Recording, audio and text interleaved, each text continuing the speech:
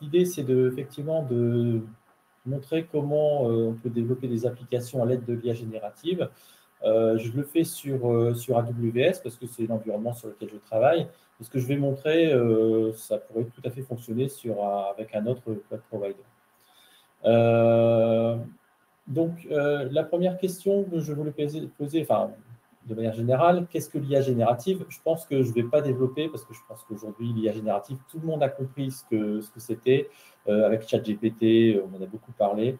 Je vais plutôt m'attarder sur la question comment fonctionne l'IA générative. Donc, c'est une petite introduction pour comprendre ce qu'on va faire après. Donc, l'IA générative, ça fonctionne déjà avec des prompts. Donc, le prompt, par exemple, qui est là ici, quelle est la capitale de la France? Donc, on va poser des questions au LLM, au système qui va pouvoir nous répondre. Et en fait, ce qui va se passer, c'est quand on écrit ce prompt et qu'on tape sur Entrée, le LLM, lui, il va essayer de deviner le mot qui va suivre le point d'interrogation. Donc là, par exemple, on pourrait imaginer que la réponse, ce serait donc le prochain mot « là », ensuite le prochain mot « capitale », ensuite probablement le prochain mot « de », le prochain mot « là »,« France », prochain mot « et ». Et là, donc, il va choisir le prochain mot. Et comment il choisit le prochain mot? Il choisit avec des probabilités. C'est-à-dire qu'il a entraîné sur un grand nombre de données et il a déjà vu ce genre de phrases et de questions. Et il se dit probablement que le mot suivant, ce sera Paris à 95%. Alors, ça pourrait être Versailles, parce que Versailles, à une époque, c'était considéré comme la capitale, donc à l'époque de Louis XIV, comme la capitale politique de la France.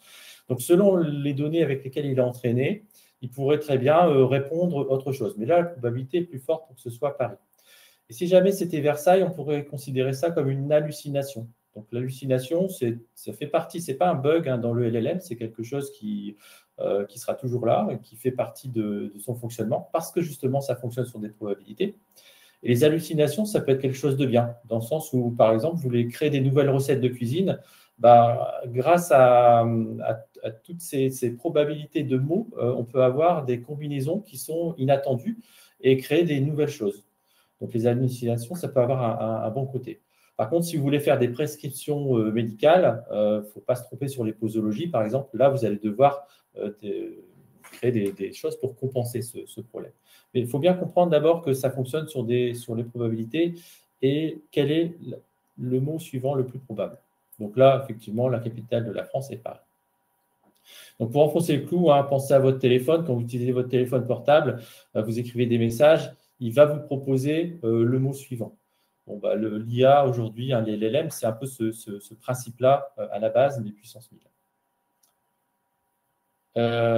Parce qu'avec les téléphones, vous devez vous êtes aperçu que ça ne donne pas toujours le bon mot. Et là, c'est encore une fois beaucoup plus puissant.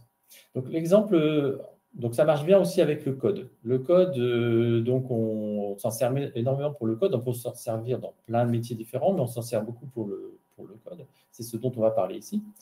Donc par exemple, je vais lui dire écris une fonction Python qui ajoute 2 nombres. Donc là, après le point d'interrogation, un des mots les plus probables, c'est le mot-clé def qui fait partie du langage Python. Ensuite, il va choisir additionner. Alors, il n'a pas choisi ajouter, donc il va travailler par similarité. Il va choisir un mot qui est peut-être plus précis que ajouter. Donc, on va lui demander, donc il va choisir additionner. Donc ensuite, les paramètres de la fonction. Et ensuite, probablement le terme return pour retourner le résultat. Et donc, le résultat, c'est A plus B. Donc, c'est comme ça aussi, de cette manière-là, qu'on va pouvoir générer du code, encore une fois, en devinant le mot suivant. Et donc, ce qui est très, très important dans les LLM, c'est la notion de contexte. Plus votre contexte est important, donc là, le contexte, c'est le prompt, mais vous pouvez rajouter un tas de choses dans le contexte, plus la probabilité sera fine, plus meilleur sera le résultat. D'accord? Donc ça, on en parlera après, mais dans les démos, mais plus le contexte est important, meilleur est le résultat. Donc, vous avez depuis quelques années, on va dire 1 ou 2 ans, des assistants de codage, des coding assistants, qui sont plus ou moins populaires. Il y en a quand même de plus en plus. Alors, un des plus connus, vous connaissez peut-être déjà, qui s'appelle Cursor. Un autre aussi très connu, aussi très utilisé dans les entreprises, GitHub Copilot. Et un autre aussi qui s'appelle Cloud Code. Alors, les deux premiers sont des outils qu'on va utiliser dans des environnements de développement type VS Code, d'accord. Cloud Code, c'est plutôt pour travailler le code, mais dans un terminal, en mode ligne de commande. Donc, et moi, je n'utilise pas ça. Alors, je les ai testés, hein, justement. Ce que je vais montrer là, ça marche dans les outils que j'ai listés ici, dans Cursor, dans Copilot, avec Cloud Code. Et moi, j'utilise sur Amazon, il y a l'équivalent. Donc, il y en a plein d'autres, hein, mais il y a aussi chez Amazon un outil qui s'appelle Amazon Q Developer. Il existe en deux déclinaisons, Amazon Q Developer Desktop, donc vous allez mettre dans VS Code, et Amazon Q Developer CLI, donc Command Line Interface pour la ligne de commande, l'équivalent de Cloud Code. Donc, c'est ce avec quoi je vais faire les démos, mais vous pourriez très bien refaire les démos que je vous montre avec Copilot et Cloud Code, par exemple. Donc, pourquoi j'ai choisi Amazon Q Developer? Déjà parce que je travaille dans l'environnement AWS depuis une dizaine d'années maintenant, que je trouve qu'ils font d'assez bons produits et que là, il y a quelques avantages à Q. Déjà, Amazon Q possède un free tier qui est assez généreux et il est utilisable sans compte AWS. Donc, vous créez ce qu'on appelle un Builder ID, vous installez le plugin et vous démarrez avec QDeveloper et avec une utilisation modérée, vous pouvez facilement tenir le mois. D'accord? Donc, c'est vraiment généreux en termes de free tier. Il utilise Cloud 4 par défaut. Donc, voilà, ces modèles-là sont aussi utilisés dans Cursor, dans GitHub Copilot, etc. Mais il utilise aussi Cloud 4, donc il est basé sur un LM assez puissant. Et puis, j'aime bien sa simplicité. Voilà, c'est assez rustique parfois, mais j'aime bien cet aspect simple. Et puis, je trouve aussi pas mal d'avantages. Ce que je vais montrer, aujourd'hui, on va parler d'application cloud. Alors, juste pour se donner une idée de ce que c'est une application cloud, alors on ne va pas développer ça, mais voilà, pour moi, une application cloud, ça peut être simplement un site de e-commerce ou une plateforme comme Airbnb, une application de stockage comme Google Drive, un Google Photo. Enfin, voilà, vous avez des applications cloud, c'est des applications qu'on va utiliser depuis une application web, depuis votre navigateur ou éventuellement depuis un téléphone mobile. Donc, c'est ça que j'entends par application cloud. Et là, on va passer maintenant dans la démo. Alors,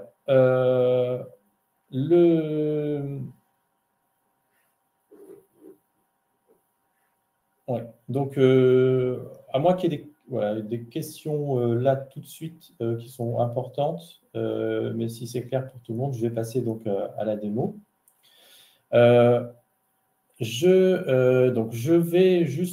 On va avoir un objectif qui est assez simple, c'est de générer une petite application qui va retourner une page HTML. D'accord? Donc, on imagine qu'on est utilisateur, on est dans un navigateur. Ensuite, on fait appel à un endpoint sur Amazon qui va être implémenté dans API Gateway. Et derrière, on va exécuter du code qui va juste construire une page HTML et la retourner à l'utilisateur dans une fonction lambda. D'accord? Donc, on va en parler un petit peu plus après dans la démo. Donc, c'est ça l'idée, une architecture très simple, une application très simple, parce que le but, c'est vraiment de parler de l'IA générative. Donc, maintenant, je vais passer à la partie démo.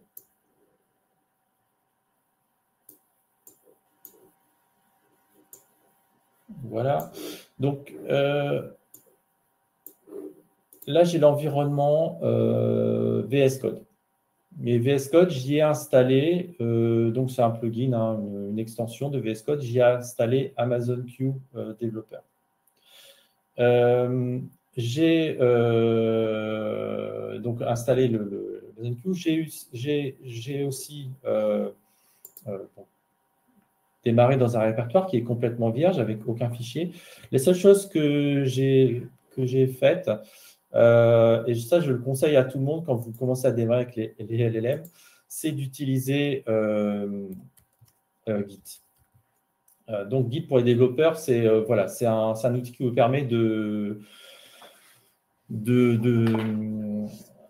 tracer en fait, et de garder toutes les versions et de gérer la version de vos logiciels. Donc, ça, c'est intéressant parce que vous vous rappelez, il y a des hallucinations et si jamais le LLM part dans une mauvaise direction, vous pouvez facilement faire machine arrière. C'est ce que je vais de toute façon vous montrer dans la démo. Donc voilà, donc je veux construire cette application.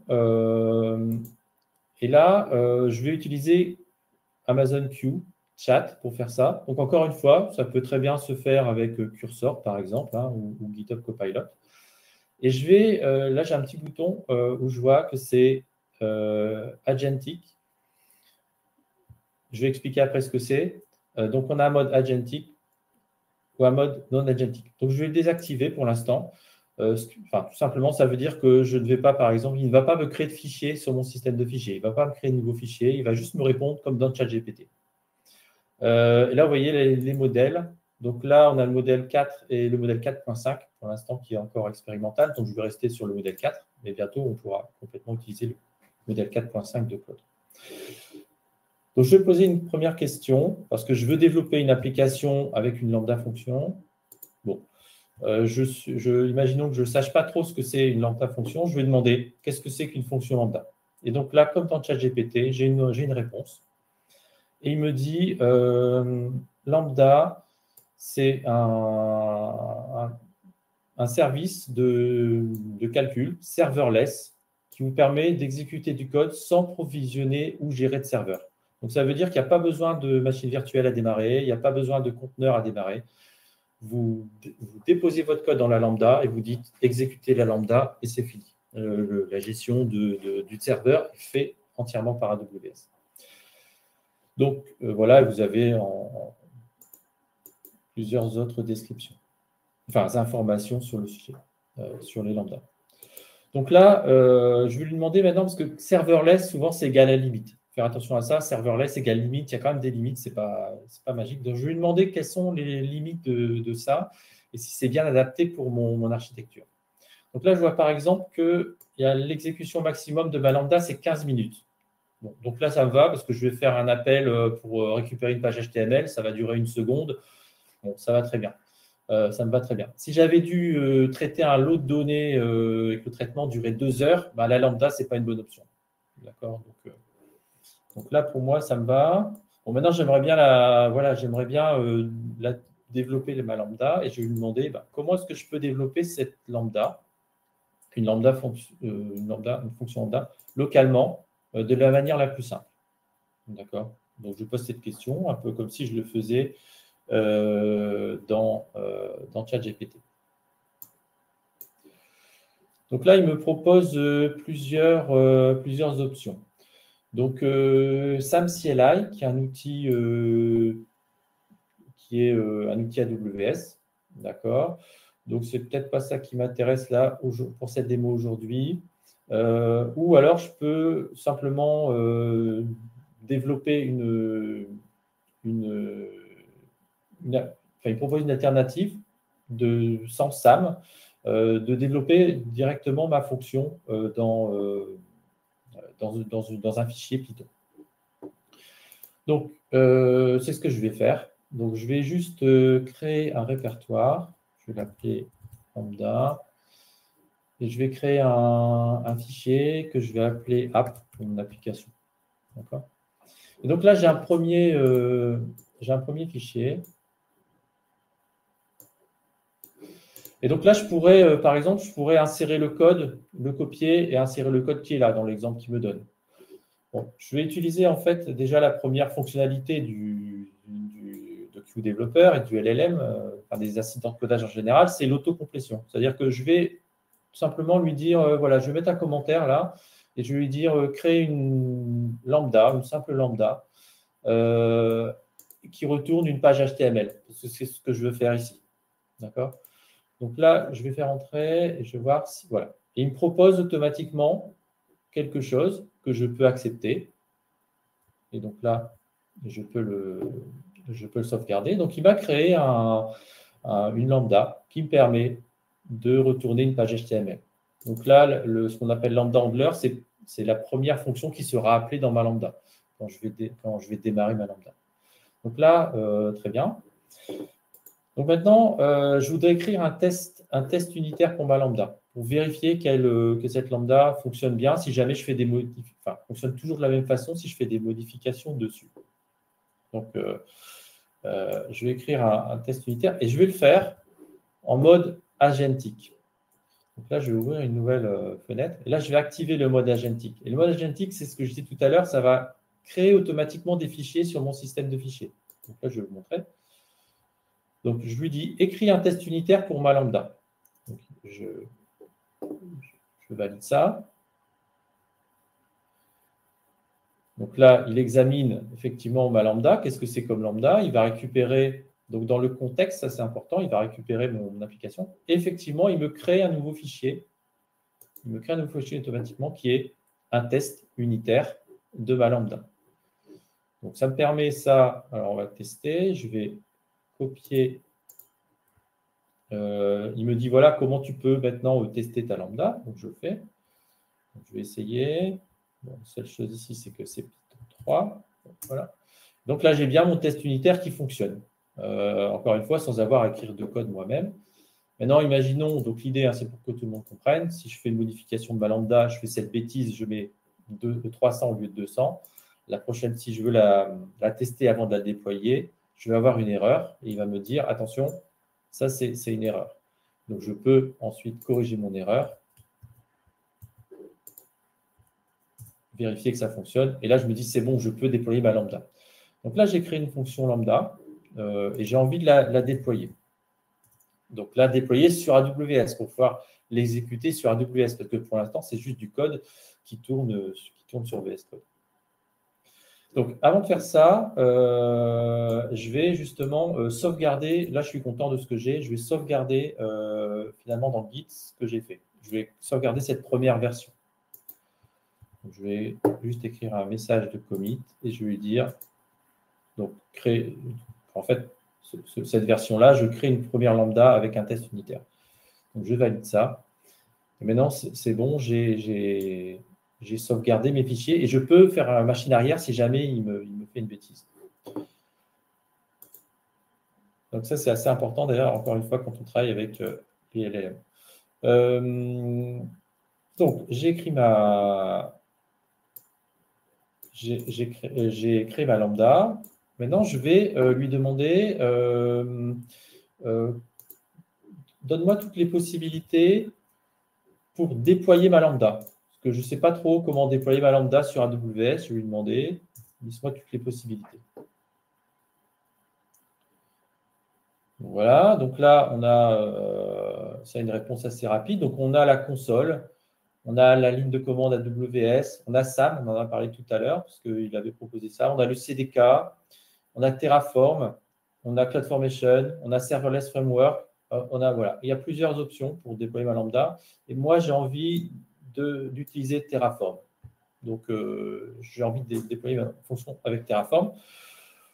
Bon, je suis pas, voilà, je connais ces outils-là, hein, j'ai travaillé avec ces outils-là, mais je ne suis pas un expert dans tout. Donc, je me dis, je vais demander au LM de déployer ma fonction. Alors, je peux le faire. Alors là, ça va être intéressant. Je peux le faire ici dans le chat. Je pourrais le faire dans le chat, mais je vais utiliser la ligne de commande. Donc, je vais utiliser un autre outil qui est qui s'appelle Q aussi, mais Q CLI. Donc là, je l'ai installé. Je tape juste la lettre Q. Et voilà. Et là, je suis dans le terminal avec l'équivalent de Cloud Code. Cloud Code d'Anthropic, dont on parle assez souvent, mais c'est très similaire. Avec un modèle ici, Claude Sonnet 4.5. Donc, je peux comme ça utiliser le QChat pour exécuter des commandes comme si elles étaient dans le terminal. Donc, je mets juste un point d'exclamation ici et je vais lister mes fichiers. Alors, je me rends compte que là, je ne suis pas dans le bon répertoire. Je préfère être sur le répertoire racine. OK. Donc, voilà, je peux lister mes fichiers, mais je peux aussi lui demander en langage naturel. Donc là, alors je le fais en anglais parce que j'ai l'habitude de travailler en anglais, mais ça pourrait très bien fonctionner en français aussi. Donc, je liste les fichiers de ce répertoire. Donc là c'est le LLM qui essaye de traduire ça dans une commande qui va me permettre de voir les fichiers. Donc, il me liste les fichiers, et même les fichiers qui sont invisibles, les fichiers cachés. Et pour ça, il va utiliser ce qu'on appelle des outils. Et là, il a un outil qui s'appelle FSRead, qui est en fait File System Read, qui lui permet de lire ce qu'il y a dans votre répertoire. D'accord? Et c'est un outil, ça c'est important, auquel on fait confiance. On fait confiance à cet outil qui permet de lire sur le système de fichiers, qui permet de lire la liste des répertoires de votre répertoire. La liste des fichiers de votre répertoire. Donc, je peux soit utiliser ça comme si c'était un terminal avec le point d'exclamation, soit en langage naturel. Et là, ce que je peux faire, c'est ça. Je vais lui dire tout simplement déploie ma lambda avec Terraform, parce que c'est ce que je veux faire. Et je lui dis déploie ma lambda, donc cette lambda-là qui retourne une page HTML. Je lui dis déploie-la avec Terraform. Donc là, il va réfléchir. Donc, en fait, il appelle le LLM et il se dit qu'est-ce que je peux utiliser comme outil? Et les outils, c'est par exemple, je dois lire, là c'est le cas, je dois lire le fichier, je lis les fichiers, ma lambda pour savoir de quoi on parle. Et il va proposer, donc il va chercher, et il va me proposer, là il va me demander mon autorisation, parce que ce n'est pas autorisé par défaut, de créer un fichier. De créer un fichier qui est un fichier main.tf. Donc pour ceux qui font du Terraform, c'est le fichier principal dans lequel on va décrire ce que je veux, ma lambda, la fonction lambda, le rôle de cette fonction lambda pour savoir quelle permission elle a et si elle peut exécuter qu'est-ce que ma lambda peut exécuter, etc., etc. Donc, il pense un peu à tout. Donc, moi, j'ai encore une fois pas à écrire de code pour ça. Et donc, j'approuve ça. Je dis oui. Et là, il me crée effectivement un fichier qu'on voit ici dans ma version de source. Donc, il a besoin de créer un autre fichier pour configurer mon provider. Mais ça, tout ça, encore une fois, je n'ai pas forcément à y penser parce qu'il va y penser pour moi. Donc, il rajoute un fichier provider.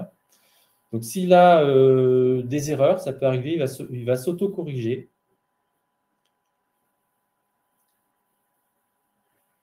Donc là, il va faire un Terraform init. Donc, il me propose de faire un Terraform init pour initialiser mon environnement Terraform, mon folder Terraform.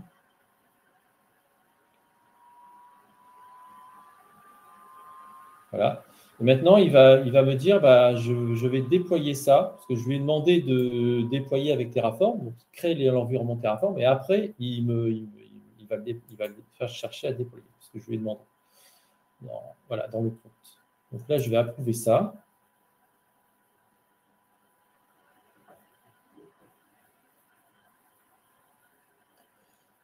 Et là, il va créer le... Donc, c'est le moment le plus long. Donc, il va créer le rôle, la policy, et il va créer la fonction dans mon environnement. Donc, voilà. Et donc là, maintenant, je peux tester. Normalement, il me dit, voilà, comment on peut la tester. Donc, je vais essayer. Ouais. Je pense que là, c'est un problème de région.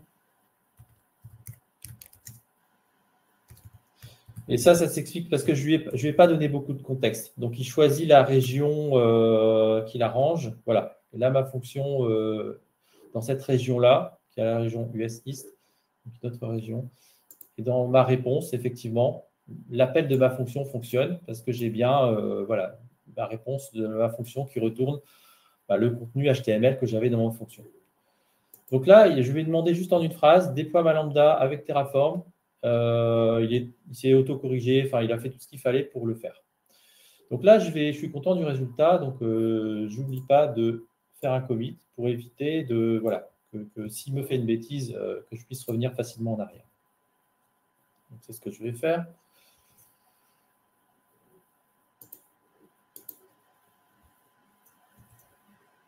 Voilà.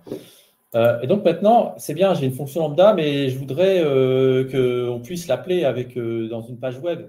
Et là, il ne m'a pas créé d'API, il m'a créé que la lambda, parce que je lui ai demandé de déployer que la lambda. Donc, ce que je vais faire, c'est que maintenant, je vais lui dire, autant lui demander en langage naturel. Je vais lui dire, ajoute-moi l'API qui appelle ma lambda et déploie. Donc, je vais faire ça. Enfin, je fais ça dans QChat, là, le CLI. Donc, on va dire que le CLI, c'est plus pour la partie opérationnelle, plus que le code et le déploiement. Donc, effectivement, il me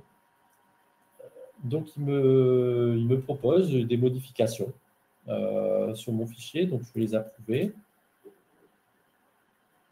Et là, il me rajoute donc une API. Effectivement, il me rajoute une API. Et je vais donc la déployer.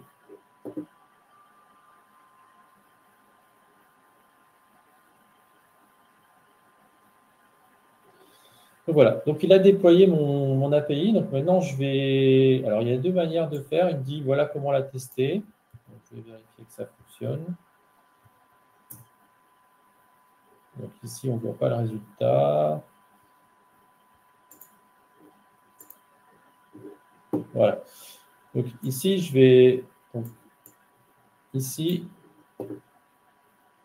j'ai pris la… Donc, j'ai l'adresse de mon API. Donc, pour prouver que je n'avais pas fait ça avant, je prends une page vierge, je copie l'adresse qui m'a générée. Et là, j'ai bien ma page HTML qui s'affiche. Donc là, rien qu'en quelques prompts, j'ai envie de dire, j'ai créé une lambda qui permet de retourner une page HTML. Et j'ai créé un endpoint dans l'API Gateway qui me permet d'avoir une URL qui me permet de voir ma première page d'accueil de mon application, qui est juste, encore une fois, un simple Hello World. Mais c'est à partir de là que c'est intéressant, parce que maintenant, vous pouvez vous dire, voilà, moi, je suis content de ça, hein, je rajoute mon API. Donc, on va faire ça. Je vais rajouter ça dans… Voilà. Je fais un commit. Et maintenant, ça y est, je peux continuer à itérer sur mon application. Rajoute-moi ça dans la lambda, etc., etc. Et vous pouvez, de cette manière-là, construire, encore une fois, sans écrire beaucoup de code, vous pouvez construire quelque chose relativement rapidement. Et je vous conseille d'ailleurs même si un LLM peut générer des milliers de codes par seconde, des milliers de lignes de code par seconde, je vous conseille quand même de travailler par petites itérations. Je trouve que c'est toujours efficace.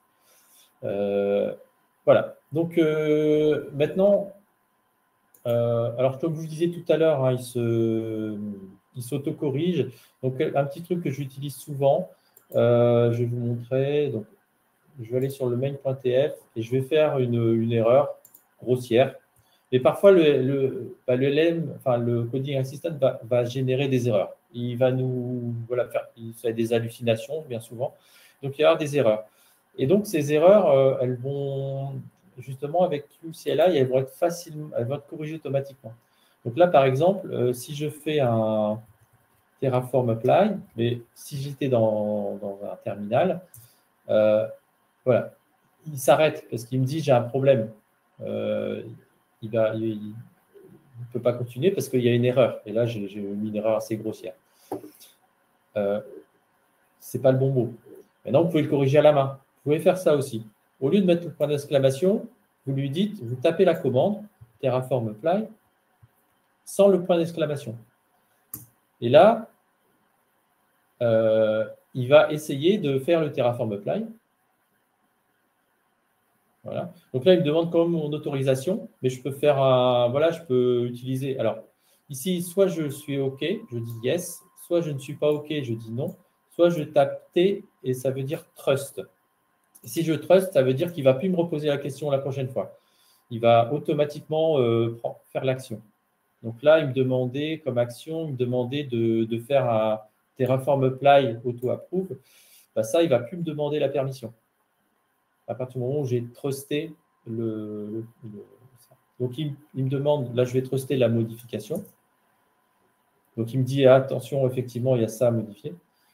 Et donc, quand quand vous faites ce trust, maintenant, à chaque fois qu'il y aura une erreur, bah, il va, jusqu'à ce qu'il y arrive, il va corriger et il va déployer jusqu'à ce qu'il y arrive. Encore une fois, c'est appréciable parce que du coup, vous pouvez laisser ça tourner et il prend les petites actions comme ça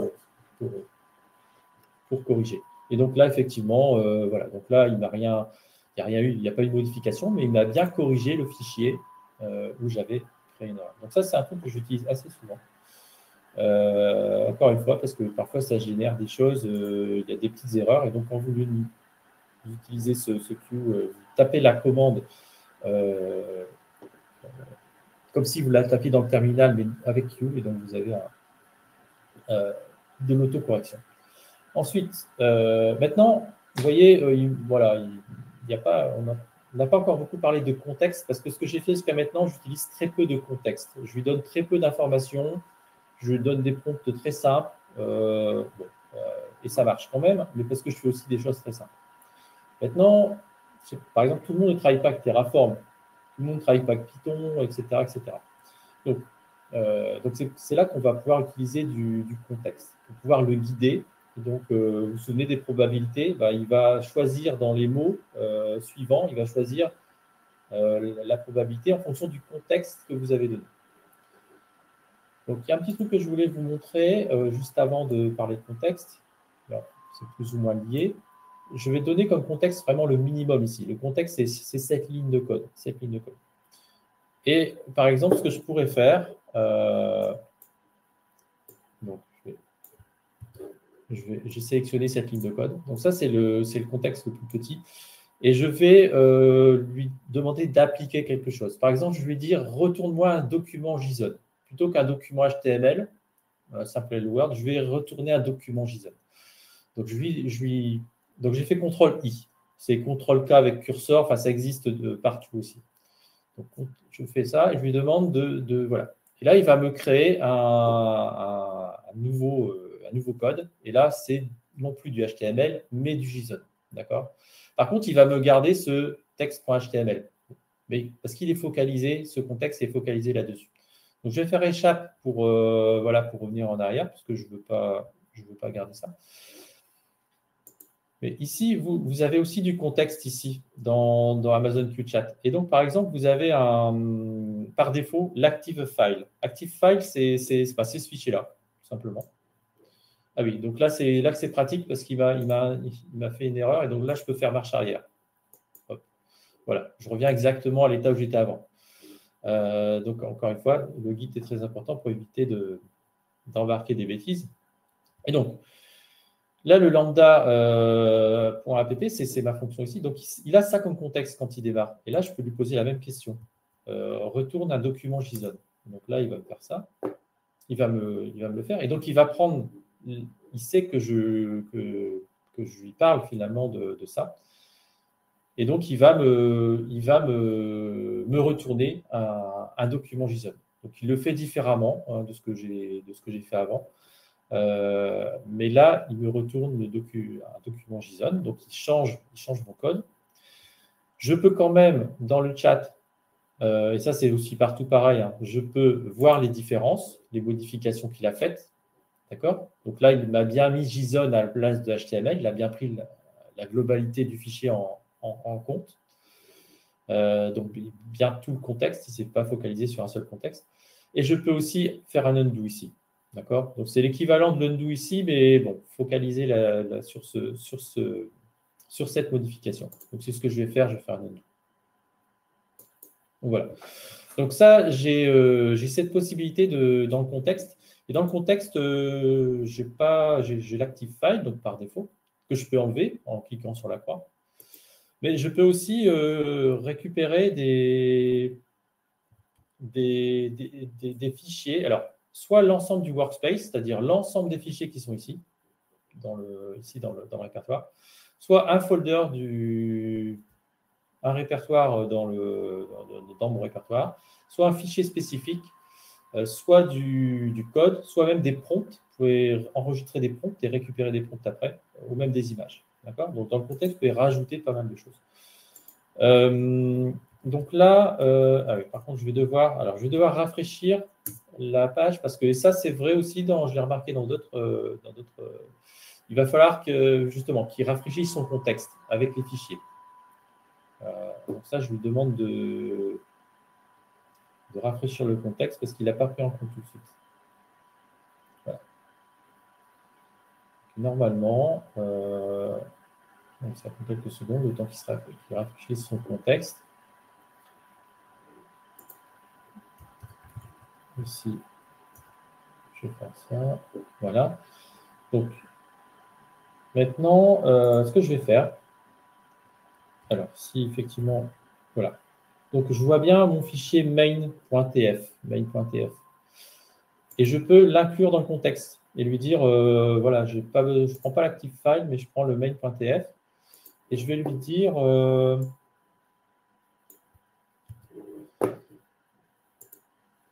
créer un diagramme de séquence de mon call API. D'accord? Donc, il va partir de ce fichier-là pour me créer un diagramme de séquence. Alors, j'utilise Mermaid ici, qui permet de faire du diagramme ASCOD, qui permet facilement de rajouter ça dans votre documentation. D'accord? Donc, il devrait normalement... Voilà. Donc là, il m'a généré un diagramme. Par contre, il ne me l'a pas écrit. Donc, je pourrais le copier-coller, créer le fichier, etc. Mais je vais lui demander de le faire. Je vais lui dire créer un fichier pour ça. Donc, c'est que mon prompt n'était pas assez explicite, a priori.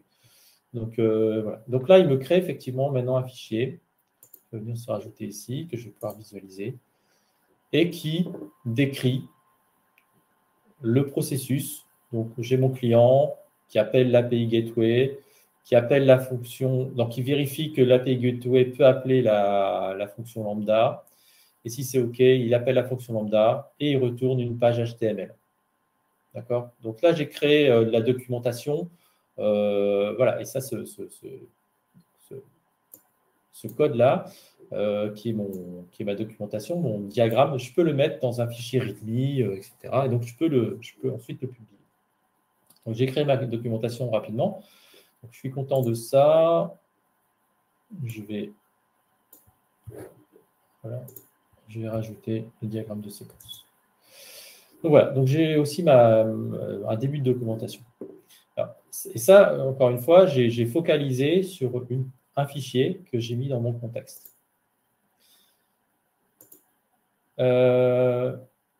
Maintenant, je vais faire juste pour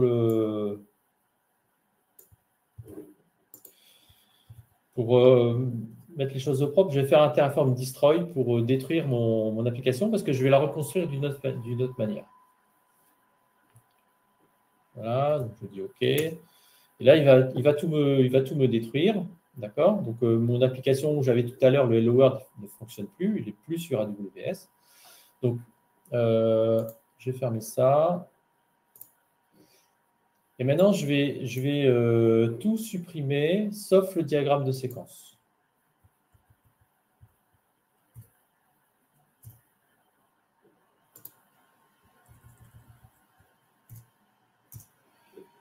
Donc, voilà, donc j'ajoute les changements.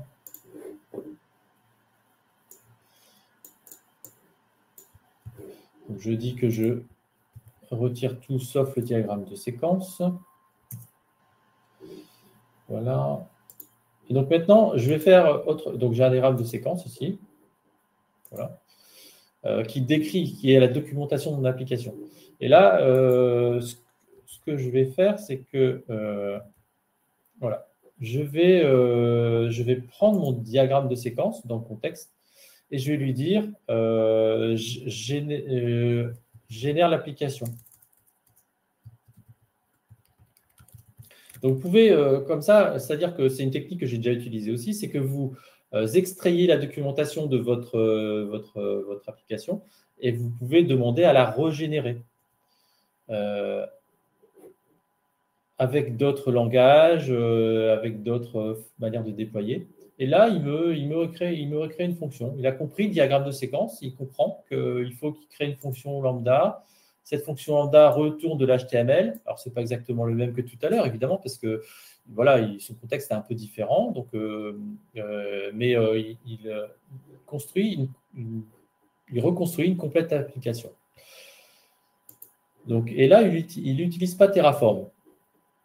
D'accord? Il utilise le SAM, le fameux SAM dont on a parlé au début, qui est l'outil AWS pour déployer des applications serverless. Et ça, j'aurais pu utiliser ça, mais bon, j'ai utilisé Terraform au début, mais j'aurais pu utiliser ça. Maintenant, si je suis quelqu'un qui utilise Terraform, bah, à chaque fois que je vais demander ça à générer l'application, je vais devoir préciser que c'est Terraform, etc. Je n'ai pas forcément envie de le faire à chaque fois. Donc, je vais pouvoir créer des règles. Donc, je vais créer une règle, et moi, j'aime bien créer cette règle-là, que j'appelle Professional Twin, donc le jumeau professionnel, d'accord? Je crée ce jumeau professionnel. Donc là, je vais faire un petit peu de place. Parce que là, on est bien d'accord, voilà, je pourrais déployer cette application qui m'a régénéré, mais là, c'est avec SAM. Moi, je veux le faire, par exemple, avec Terraform. Donc, je vais lui dire, dans mon jumeau, dans mes règles, donc j'utilise Python 3.10, par exemple. Je pourrais très bien mettre, j'utilise Java Node, j'utilise Java, j'utilise C#, j'utilise, voilà. Et il se plierait à ça. J'utilise Terraform, par exemple. Enfin, là, je vais en avoir besoin. Donc, ces règles, qui sont, donc, il a ici créé un nouveau fichier de règles. Hein, il se trouve ici dans Amazon Q Rules. Pareil, hein, sur Cursor, enfin, chez les autres, c'est le même principe. Vous retrouvez ces règles aussi, hein, ça marche pareil. Et donc, ce que je vais faire maintenant, je vais reposer la même question. Donc, je vais tout supprimer, sauf je vais quand même tout supprimer, sauf mon diagramme. Ça, je le garde aussi, évidemment. Donc, maintenant, je vais reposer la même question. Je vais lui dire du diagramme de séquence, génère l'application. Donc, on parle toujours de cette application-là, hein, d'une simple lambda qui est appelée par une API et qui retourne une page HTML. Donc, génère l'application. Et là, vous voyez, dans le contexte, donc il a bien pris en compte, évidemment, le diagramme, mais aussi mon professional twin, mes règles. Donc, du coup, il va, a priori, ben voilà, il a commencé, il crée bien mon Terraform. Là, il a compris, puisqu'il a dans son contexte, il sait que j'utilise Terraform, et donc il va choisir Terraform par défaut. Donc, j'aurais pu mettre Terraform, CDK, CloudFormation, Pulumi, enfin, il y a plein d'options. Et donc, encore une fois, vous pouvez avoir des jumeaux, j'ai envie de dire, des jumeaux professionnels différents. Voilà. Donc là, je ne vais pas le déployer, mais bon, vous voyez, vous avez une fonction lambda, un zip, enfin, il faut zipper, vous voyez, le rôle, l'API, etc. On retrouve tout exactement comme tout à l'heure. Alors, ce n'est pas exactement, parce que, encore une fois, c'est lié aux probabilités, donc on n'a jamais exactement deux fois la même chose. Mais voilà, donc si je déployais ça, a priori, ça marcherait. Donc là, on n'a pas le temps de le faire. Enfin, moi, j'ai essayé ça plusieurs fois avec le CDK notamment. C'est assez impressionnant à quel point ça peut bien marcher et aller vite et marcher tout de suite. Donc voilà, ça, j'ai ma nouvelle application. Et maintenant, je vais terminer là-dessus. Il y a encore un moyen de rajouter du contexte. C'est avec ce qu'on appelle les serveurs MCP. Donc les MCP serveurs. Donc pour les configurer, c'est facile. Il faut leur donner un nom. Moi, j'en ai un ici pour le pricing. Donc choisir le type de transport. Bon, on va laisser STDIO, on ne va pas rentrer dans le détail technique. UVX ici et la chaîne qui permet d'identifier le MCP serveur. Donc, voilà. Et donc, ça, vous le trouvez sur Internet. Vous tapez AWS MCP Server, vous allez en trouver plein pour le pricing, pour le CDK, pour le Terraform, pour Cost Explorer. Enfin bon, il y en a des dizaines, des centaines. Voilà. Et donc ça vous permet de rajouter à la fois du contexte et des tools. Vous vous souvenez, les tools, ça sert à, par exemple, écrire un fichier sur le système de fichiers dans votre répertoire. Mais les tools, ça peut servir aussi à connaître l'heure, connaître la température à l'heure actuelle, etc. Donc, voilà. Donc, ici, j'ai déjà configuré. Voilà, j'ai déjà configuré CMCP Server pour le pricing. Ici, et vous avez une série de tools. Donc, par exemple, il y en a un qui est intéressant, c'est analyser le projet Terraform, par exemple. Et par défaut, on fait un trust, c'est-à-dire on l'autorise. Get pricing, retrouver les derniers tarifs d'AWS, parce que ça, le LLM, par défaut, il ne le sait pas. Lui, il est entraîné avec des données il y a peut-être un an ou 6 mois. Donc, on va chercher les données les plus à jour. Vous avez généré un cost report pour générer un rapport de coût. Donc, vous intégrez, vous rajoutez ce MCP donc à Q, mais ça marche aussi, encore une fois, les MCP, ce même MCP pourrait fonctionner avec Cursor, avec GitHub Copilot, etc. Et là, je vais lui dire, donc je vais partir de mon fichier, en contexte, je vais lui prendre le main.tf et je vais lui dire, je vais lui demander combien, donc cette application-là que j'ai déployée tout à l'heure, combien peut coûter cette architecture avec 1000 requêtes par heure. Alors, je précise en utilisant le MCP juste pour la démo, pour être sûr qu'il le prenne, mais normalement, je n'ai pas à le préciser. D'accord ? Là, c'est vraiment pour être certain que ça marche tout de suite. Et donc, je lui demande combien va coûter cette architecture, parce qu'en termes d'architecture, voilà, il y a plusieurs aspects, dont les coûts. Et donc là, voilà, premièrement, il va choisir l'outil analyser le Terraform Project. Donc voilà, donc ça c'est fait. Il va récupérer tous les pricing, donc les derniers pricing à jour. Donc voilà, donc là il va récupérer le pricing service code, etc. Pricing service attributes, OK. Donc il récupère un certain nombre d'informations pour être encore une fois le plus à jour possible.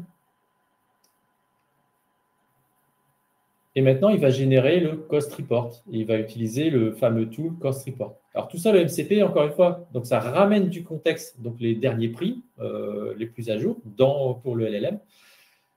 Et ça utilise des tools pour ça. Et ces tools, ce sont des fonctions. Et donc là, j'ai un cost analysis que je peux visualiser. Voilà, je vais mettre là, ça sera plus clair. Et voilà, j'ai tout un report qui me dit, voilà, pour cette application-là, avec cet usage-là, pour 1000 requêtes par seconde, va vous coûter à peu près 0,87 $ par mois. D'accord ? Donc ça, c'est l'avantage du serverless. C'est vrai que c'est à petite échelle, en tout cas, voilà, on peut mettre en place des solutions très rapidement et surtout peu coûteuses. Parce que l'intérêt du serverless, c'est-à-dire si je n'utilise pas, je ne paye pas. Et c'est quand je commence à utiliser que je paye. Et là, pour des toutes petites capacités, vous pourriez demander combien ça me coûterait avec 256 Go de RAM, etc. Enfin, et là, le MCP va jouer son rôle et vous donner un report complet. Et donc, encore une fois, voilà, c'est la combinaison de Q, du MCP, du contexte qui va permettre de générer un report complet sur combien va coûter cette application pour cette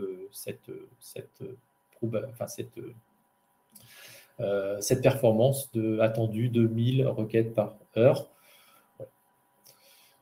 Donc, je trouve ça assez intéressant. Moi, voilà. Alors là, j'ai posé les bases. Donc, je pense que je suis arrivé à la fin.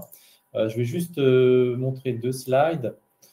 Donc voilà, qu'est-ce qu'on a vu finalement? Donc on a vu ce qu'on a vu, c'était les principes de l'IA générative. Donc avec cette notion encore une fois de probabilité du mot suivant et l'importance du contexte pour avoir le mot suivant le plus adéquat possible, éviter au maximum les hallucinations. Quand on n'en a pas besoin, parce que ça peut être utile dans certains cas, pensez aux recettes de cuisine par exemple, les hallucinations, ça pourrait nous permettre d'en inventer plein.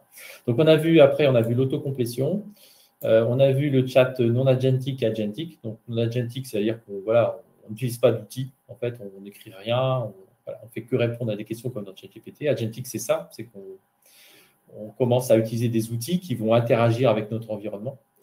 On a vu les chats en ligne de commande. Donc là, c'est super intéressant pour pouvoir, encore une fois, toutes les parties opérationnelles, quand on a des shell scripts ou des commandes à écrire, on peut facilement les exprimer en langage naturel et il y a beaucoup d'autocorrection et voilà, c'est bien plus rapide.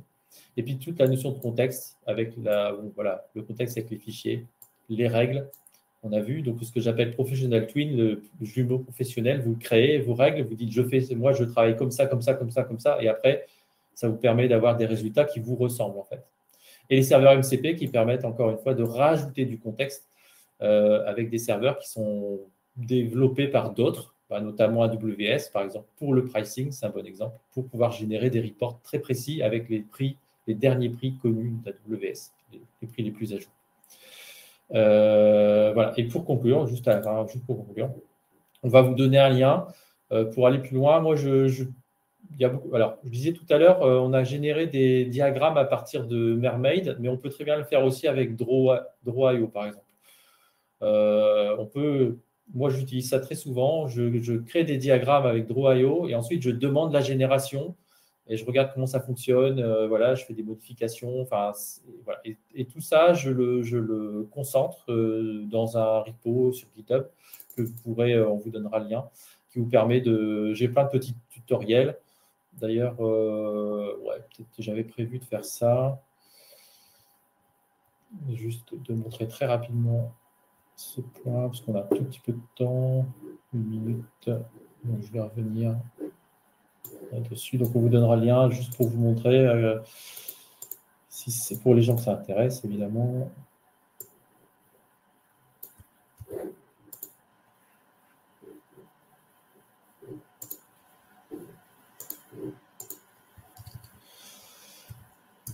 Voilà. Donc, l'idée, oui, c'est ça. Donc, hop. Je démarre un environnement. Donc là, j'ai un environnement avec mon diagramme. C'est une application plus complexe que celle que je vous ai montrée. Donc, je peux initialiser ça. J'ai plein d'exemples. Voilà, j'ai un exemple ici. Avec ce diagramme-là, cet exemple, c'est la création d'une application, une simple application de feedback.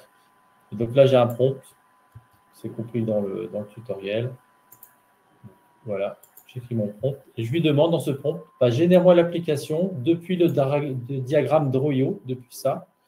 Et je veux, donc là, je n'ai pas utilisé de jumeaux professionnels, je n'ai pas de rules. Je lui dis ici, je veux du code, je veux que la lambda soit écrite en Python et que l'infrastructure soit en CDK V2.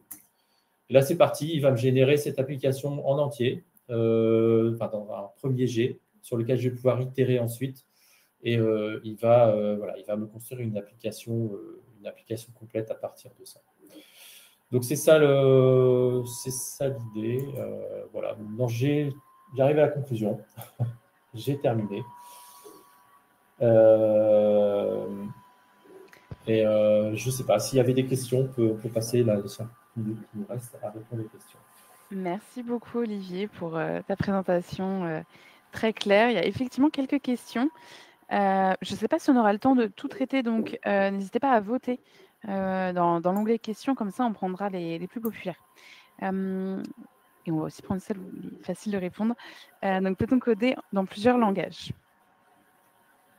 Ah oui, aujourd'hui, moi j'utilise beaucoup Python, mais ça peut être du Java, du C#, du JavaScript, Node, après, il y a Go, etc. Après, ça va dépendre aussi comme c'est basé sur du cloud et que le cloud est de plus en plus efficace sur le code, je pense qu'on peut faire à peu près tous les langages. Après, maintenant, ça dépend beaucoup du. Par exemple, si vous voulez coder avec COBOL, ça peut être plus difficile parce qu'il y a moins de données pour entraîner et de données publiques pour entraîner des modèles avec COBOL. C'est un exemple. Il y a certains langages qui sont, ça dépend aussi de la popularité, de la possibilité d'entraîner les modèles avec le langage en question. Mais les langages les plus populaires qui sont open source, enfin, qui sont connus sur le monde open source sont Très bien. utilisables. Oui. Merci. On a une question de Ronan. Peut-on utiliser Amazon Q de la même manière que dans Visual Studio? C'est-à-dire, tu peux répéter juste cette question? Est-ce qu'on peut utiliser Amazon Q de la même manière dans Visual Studio, pas Versus Code? On peut, enfin, si je comprends bien la question, en tout cas, Q, c'est juste un plugin qu'on peut utiliser vraiment partout. On pourrait d'ailleurs rajouter Q donc on l'utilise dans VS Code, il peut être utilisé avec des IDE comme JetBrains, il peut être utilisé, voilà, si vous utilisez Cursor, par exemple, vous pourrez très bien vous pouvez l'installer en plus dans Cursor, par exemple. Donc, c'est installable, pour moi, c'est installable partout. Il n'y a pas vraiment de contraintes. Voilà. Il n'y a pas de contraintes. Ok, merci. Question de Sofiane. Quels sont, à votre avis, les impacts de l'IA générative sur le métier de développeur? Oui, alors moi j'ai un avis, j'ai un avis assez, je pense assez tranché là-dessus. Il y a beaucoup de, alors le métier de développeur comme le métier d'architecte va évoluer forcément. Moi je travaille, voilà, je peux pas travailler comme je travaillais il y a 2 ans. Enfin, je peux pas faire comme s'il n'y avait pas d'IA générative. Donc forcément, il va falloir l'utiliser. Donc les développeurs qui n'utiliseront pas l'IA, je pense, seront désavantagés, c'est certain.